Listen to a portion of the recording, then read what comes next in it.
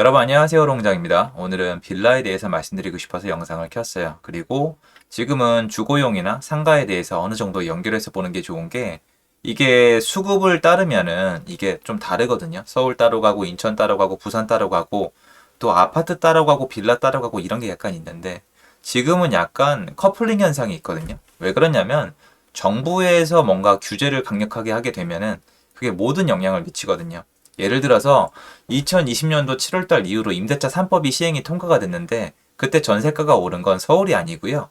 전국 모두 다였어요. 이런 식입니다. 요 내용 한번 다뤄보도록 하겠습니다. 시청하시기 전에 구독하기, 좋아요, 멤버십 부탁드리고요. 제 멤버십은 매주 토요일 라이브를 진행하고 있습니다. 매수문이 끊겼다. 아파트 이어 빌라 시장도 급냉. 기사 내용 요약하면요. 7월 서울 빌라 거래량 2,445건, 전달 대비 25.4% 감소, 금리 인상 대출 규제 강화, 매수세 위축 관망세 지속, 그리고 밑에 교수님들 의견도 좀 들어가 있는데 아파트 따라갈 거다 이렇게 얘기하셨습니다. 짧게 말씀드리면요.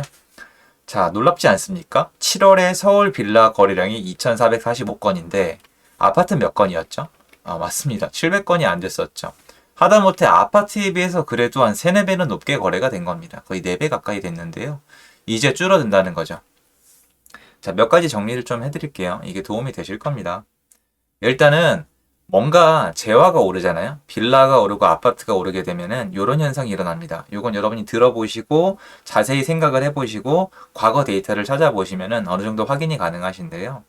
뭔가 기대 심리. 자꾸 이런 얘기 하잖아요. 심리다. 그러니까 사람들이 기대하니까 집이 더 오르겠지. 그러니까 난 투기해야지. 난 돈 벌어 봐야지. 이런 사람밖에 없는 세상이잖아요. 그러면 이 사람들이 집을 막 산다고 쳐요, 여러분. 그러면 5억 하던 집이 5억, 5억 5천, 6억, 6억 5천, 7억 이렇게 올라가서 야, 우리 집 올랐다 이렇게 자랑을 하는 거거든요. 그런데 과연 그 기간 동안의 전세는 어떻게 될까요?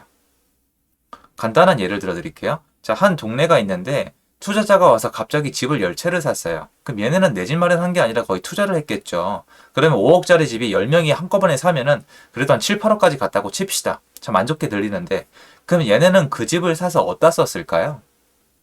전세 났겠죠. 레버리지 쓰려고. 갭 투자가 태어났잖아요. 그래서 그럼 전세를 놓으면 전세 공급이 10채가 없다가 갑자기 생기거든요. 그럼 어떻게 될까요? 전세가가 떨어지겠죠. 하다못해 전세가가 가만히 있겠죠. 그러면 어떻게 됩니까? 매매 심리가 막 들어오면서 전세가와 매매가의 차이는 벌어져요. 이해가 되세요? 그러니까 투자 심리잖아요. 투기하고 싶은 거라면서요. 그러면 집을 사면서 계속 전세나 월세를 놓으니까 매매가만 올라가요. 따라오질 못해요. 월세랑 전세가가. 왜? 얘네가 공급을 하면서 사들이는 거니까. 수요가 매매에만 쏠리고 전세는 공급이 늘어나는데 그때 전세는 공급이 늘어날지언정 수요가 늘어나진 않죠. 왜? 전세로 살고 싶었던 사람들도 집값이 올라가니까 집을 사고 싶으니까 구조가 이렇게 돼요. 매매에 대한 수요는 올라가면서 이 사람들이 전세를 공급을 해주는데 전세에 대한 수요가 다소 줄어들면서 매매로 또 갑니다. 그러면 집값이 팍 올라버려요. 그런데 전세는 그대로 있죠. 그럼 빌라도 만약에 얘기했잖아요. 주택시장이 올라가면서 사람들이 몰려들어서 빌라를 사재기를 했다. 좋아요. 지금 모아타운 난리도 아니에요. 빌라 시장은 아파트 시장이랑 지금 달라요, 여러분. 모아타운 핫하고요. 그 조합도 빨리빨리 만들어지고 있습니다. 물론 8년, 10년 걸리고 팔 수도 없지만 어쨌건 세팅해 놓으면 기다리면 되는 게임이기 때문에 하는 분들도 있고요. 전 모아타운은 현실성이 있다고 다시 한번 말씀을 드려요. 네, 이 영상에서 뭐 투자하라 말라 이런 얘기는 안 하겠습니다. 자, 그런데 빌라가 지금 어떻느냐? 여기 설명이 다 앞뒤가 안 맞는 거예요. 그렇게 따지면. 그냥 근시안적으로 기사를 원하는 분들은 이거잖아요. 집값이 오른다, 내린다, 올라갈 거다, 내려갈 거다. 이게 아니라 시장이 어떻게 돌아가는지를 알고 난 다음에 시간의 문제거든요. 사람들이 움직이는 속도는 못 맞추기 때문에 그 다음은 시간의 문제인데 이 이론이랑 시장 내부를 들여다봐야지 무턱대고 그냥 올라간다 내려간다만 보면은 결국 다음 시장에 대비를 또 못하는 거예요. 지금 같은 정체 침체 시장에 나오는 뉴스들은 2018년도를 찾아보시나 2012, 13, 14를 찾아보시나 과거 시장 찾아보시면 2004년도도 마찬가지고 쏟아졌었고 저는 반복이에요. 제 입장에서 그냥 똑같이 반복이 되는 거라서 너무 친숙하거든요. 그러니까 정부가 시장을 이렇게 냅두는 게 황당할 뿐이지 언론에서 하는 건 저 너무 친숙한데 언론이 옛날보다 많아진 것 뿐이에요. 유튜브가 큰 역할을 해요. 자, 그러면 빌라에 사람들이 몰려들었다면서요? 그러면 어떻게 하면 됩니까? 아까 말씀드린 그대로예요. 빌라 사재기를 했잖아요. 그럼 빌라가 올라가는데 전세가 따라 올라가요, 안 올라가요? 어떻게 올라가요, 여러분? 빌라 전세가 어떻게 따라 올라가요? 사재기를 해서 올라간 거라면서요. 그럼 못 올라가야 되잖아요. 근데 지금 빌라 전세가율이 90%예요, 여러분. 서울이 8, 90%예요. 빌라가 3억인데 전세가 2억 5천에서 2억 9천 사이거든요. 그럼 전세가도 폭등했다는 거예요. 왜 그렇죠? 임대차 3법 그리고 그 전부터 다주택자를 줄였기 때문이에요. 그러니까 빌라가 올라간 거는 많은 거래량의 투기가 아니라 밀려난 사람들이 집을 사면서 올라간 거고 전세 수요는 전세 공급이 줄어들면서 같이 올라온 거예요. 다주택자가 사면서 갭을 놓은 게 아니라 이 안에 예전에 비해서 실수요가 많이 끼어 있었다는 거죠. 그래서 서울 아파트도 빌라도 집을 사면서 가격이 올라가는데 거래량이 적었어요. 적은 거래가 폭등을 일으킨 거예요. 그러니까 2020년, 2021년 시장은 이상했어요. 왜냐면 취득세가 강화가 된 게 2020년도 8월 달이거든요. 그럼 그 이후로 다주택자는 거의 못 샀기 때문에 그 이후로는 실제로 어쨌건 다주택자가 막 들어오지 못해서 옛날에 비해서 현저히 줄어들었어요. 그러면 전세가가 따라 올라간 게 이해가 되죠. 그리고 일정 시점에 멈춰서 집을 못 사게 하고 못 팔게 하니까 전세 수요가 늘어난 거예요. 자, 그런데 이제 매매 시장이 급냉된 건 알아요. 그런데 이게 과연 수급 때문에 빌라가 공급이 많아져서 하락으로 꺾이는 건지 아니면 아파트처럼 옴짝달싹 못하게 된 상태인지 생각을 해봐야 되는데 이 상태로 아파트는 월세가 버텨주고 있다고 쳐요. 그런데 빌라는 어떻게 할 건데요? 깡통 전세, 전세 사기 기사만 계속 띄우면 임대인들이 알아서 몸을 사릴 것 같아요. 이거 수급의 문제예요. 임차인분들이 전세 계약을 안 해야 된단 말이에요. 근데 집이 없어요. 그러니까 저는 요번에 국토부에서 나왔잖아요. 인스트럭션. 어떻게 해서 전세 구하라고.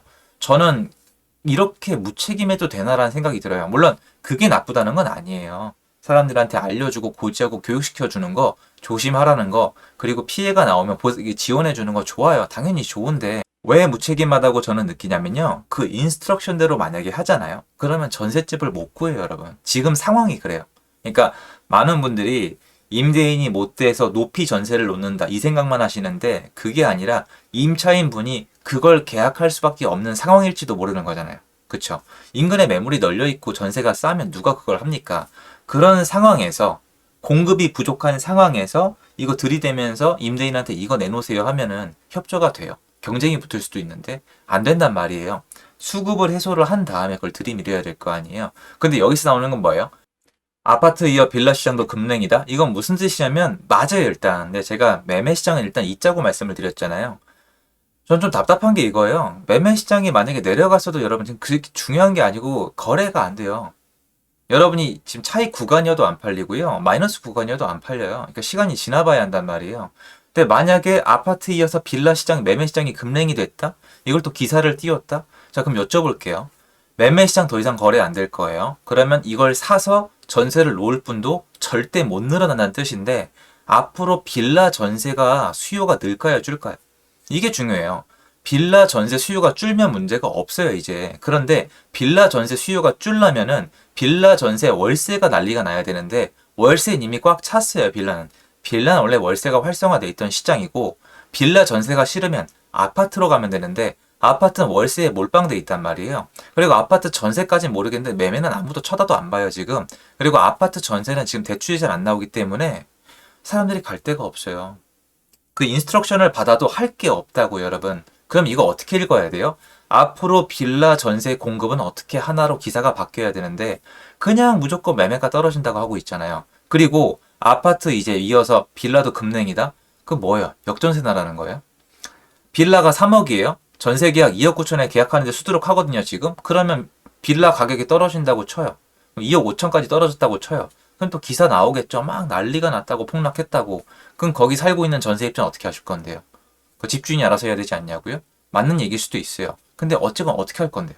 집주인 파산했다고 쳐요. 만약에 세금 못 내가지고 날라가서 국가에 넘어갔다고 쳐요. 전혀 고의가 아니라. 아니 뭐 고의 아니어도 처벌하고 싶으면 처벌한다고 쳐요. 그럼 임차인분 전세금은 누가 돌려줄 건데요? 국가가 돌려줄 거예요? 아니면 지자체에서 돌려줄 거예요?